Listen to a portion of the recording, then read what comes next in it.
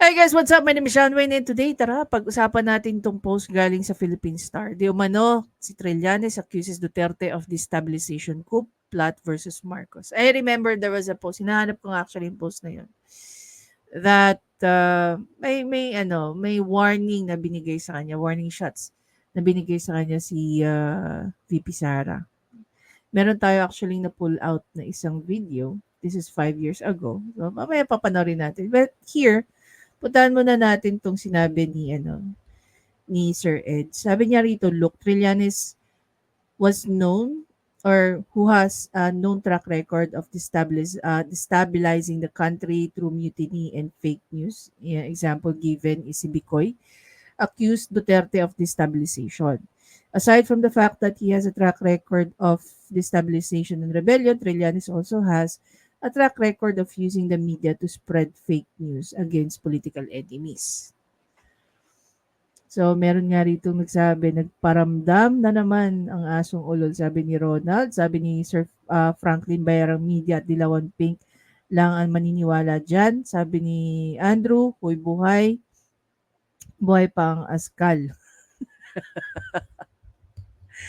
Ngayon guys, kung pupunta tayo dito, no, naging controversial na talaga yung ni VP Sara at saka ni Trillanes noon pa lang. Itong news na to guys is 5 years ago kung makikita nyo rito. Ayan. Yung mga comment dito si Arge, "My heart goes trililing in the morning, trililing in the sunshine." Hehe. Savage, very kalma pa din. At natawa ako doon sa kinampanya ng mapansin upang pansinin yon ang next president natin, future president. So 5 years ago talaga nakikita na nila na si Inday Sara ang talagang tinatawag ng mga tao na maging presidente. Okay.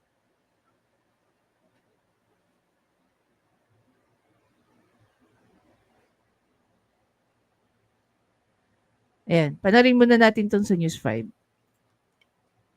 Ano raw sanang patulan pa ni Davao City Mayor Sara Duterte ang mga patutsada sa kanya ni Senador Antonio Trillanes.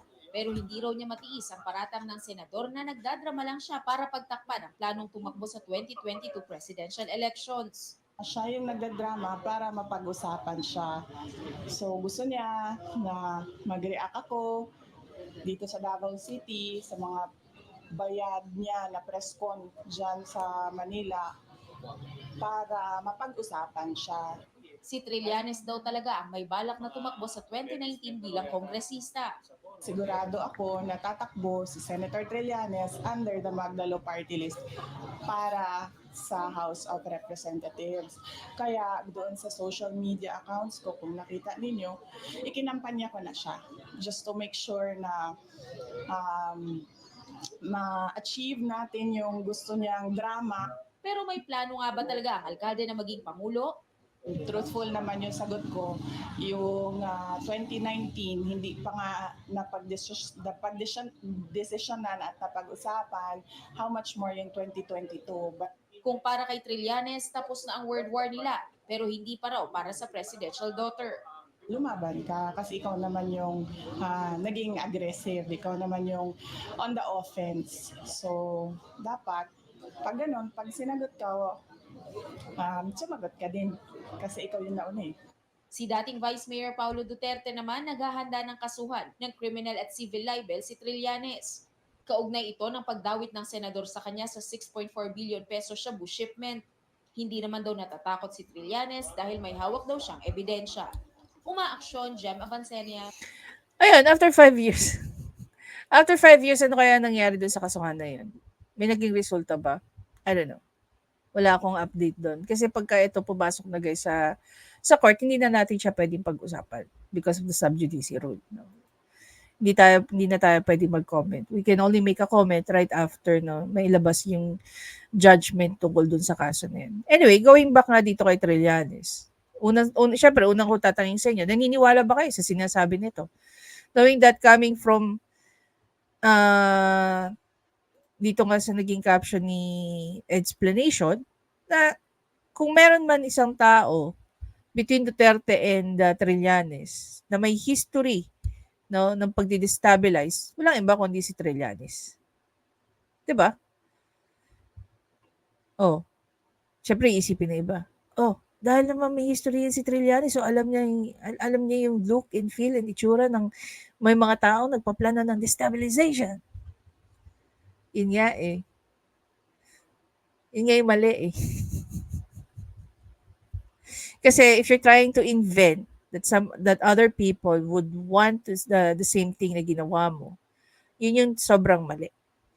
At wala akong makitang reason bakit kailangan gawin ni PRRD yun. When in fact, yung anak niya na si VP Sara ay nasa administration din, 'di ba? Nasa executive din o vice president siya. Anong magigain dito ni PRRD kung totoo man 'tong sinasabi ni Trillanes? Wala. Sa tingin niyo si PRRD yung tipo ng tao na gagawa ng mga ganyang klaseng aksyon? So kung meron palang ganyang mindset si PRRD, bakit ngayon lang? Bakit hindi nung pag-upo pa lang ni PBBM? 'Di ba? Ano yung possible niyang reason na gawin 'yan? Knowing that, isa pa 'to, knowing that, maraming video na lumabas, sinasabi ni PRRD na suportahan si PBBM. Tapos sasabihin ni Trillanes, hindi ba siya updated sa mga news o hindi niya ba sinusundan ng mga news? Na noon pa man sinasabi na ni ni PRRD na suportahan ang administrasyon ni Marcos, no, ni PBBM. So sino maniniwala dito sa sinasabi ni Trillanes? 'Di ba? Parang it defeats the purpose kung bakit si PRRD mananawagan siya sa mga tao na anuhin niya, 'di ba?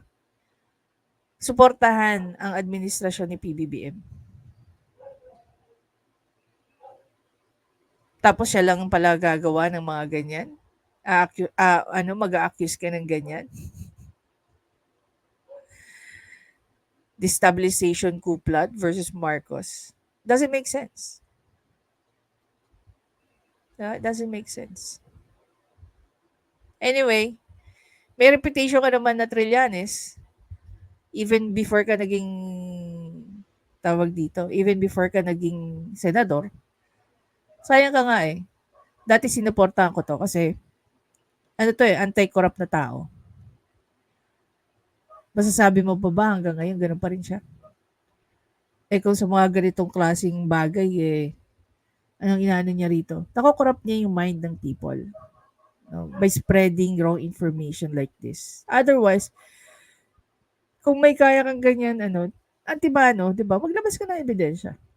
Nagpapatunay diyan sa accusation mo. Otherwise, magsampa ka. Magsampa ka ng criminal complaint tungkol dyan. Diba? Yung mga tao napapagod na sa'yo eh. Kaya tuloy yung mga netizen, tinatawag ng trililing. Si Pulong ba si Congressman Duterte ba, nakasuhan mo? Hindi. Siya pa nga nagkaso sa'yo eh, di ba? Anyway guys, again, ewan ko, may ugong-ugong din kasi na ito daw si Trililing, tatakbo ulit for the midterm election. Ito bang ginagawa niya makakatulong para sa kanya kung sakali man totoo na siya ay tatakbo for the midterm election? So feeling niya dream team dahil nakalabas na nga ngayon si De Lima. Akala niya mahahatak siya ng mga to. We're not even sure kung mananalo pa kasi De Lima kung sakali man tumakbo siya as senator, di ba? I really doubt it. Natalo na nga siya noong 2022 eh. Sa tingin niyo, makaka-recover siya ng 2025. Well, para sa akin, I really don't think na makakabalik siya ng Senate. Baka tumakbo ng Congress possible, pero Senate, I really don't think so. Anyway guys, again, maraming salamat sa panonood. Please don't forget to subscribe, like, and comment. I-share nyo na rin kung sakali man ba tumakbo itong si Trillanes. May possibility kaya makakabalik pa siya ng Senate. Otherwise, kung halimbawa siya ay tumakbo for local elections, starting from congressman down to mayor, ano ang probability or possibility na siya pa ay maupo doon sa mga pwesto na yun? Diba? Another thing, sangayon din ba kayo guys, na dapat yung mga may pending cases na tawag dito, ng mga politician, dapat ba na magkaroon na ng amendment ang Omnibus Election Law? Na hindi dapat nila inaalaw itong mga may pending cases na unang-una tumakbo for a public office. 'Di ba? Anyway guys, again, maraming salamat. I wish you a great day. Maulan po ngayon. Mag-iingat po tayo. At naway hindi kayo mahirapan sa pagsakay-sakay ngayong araw na to, lalong-lalo na dito sa mga taga Metro Manila. Bye guys!